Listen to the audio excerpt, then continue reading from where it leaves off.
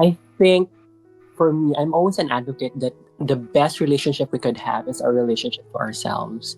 And Yep. I think it's a commonality in our discussion today na yung relationship natin with ourselves, yung realization ni Matthew, and the fact na ganun pala yung nangyari kapag ikaw yung ginawa na nun. Yung realization ni Raquel that she's always been secured because of how she was raised, the attachment style with Mama Pen, and then yung yung type of attachment mo varies with your relationships and how you learn from it, from what Cheka was saying.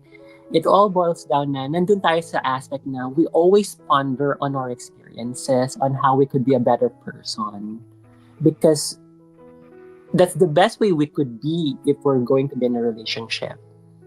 Na we're not going to a relationship just to be on a therapy session with whoever is you were going with. The best way I can explain this is through this stand-up comic, Taylor Tomlinson. She was saying na the way she sees therapy in relationship is that parang pumunta ka sa pool na hindi ka nagsuot ng floater. Nang ginawa mong floater, yung partner mo.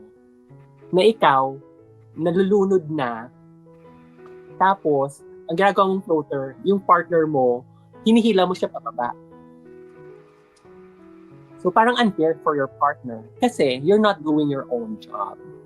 And I think that's a commonality with our discussion now na we're doing our own job na sino ba ako? What am I learning from my previous experience, my expectations when I was younger, and how it's affecting me now in midlife, and how I'm bringing this to the table, whoever my partner is currently or yung mga susunod. I think that's the best takeaway I can have from this day na very enlightening kasi I thought na hindi siya possible before, and from hearing all of your story, possible na there's growth in all of us, yung growth mindset natin. And I'm happy to hear that. But I think that's something that we could take away, yung mga sisters natin na it's nice to be ejected from the fact na hindi ikaw yung main character parati. There's another character in the story na kailangan mong isipin.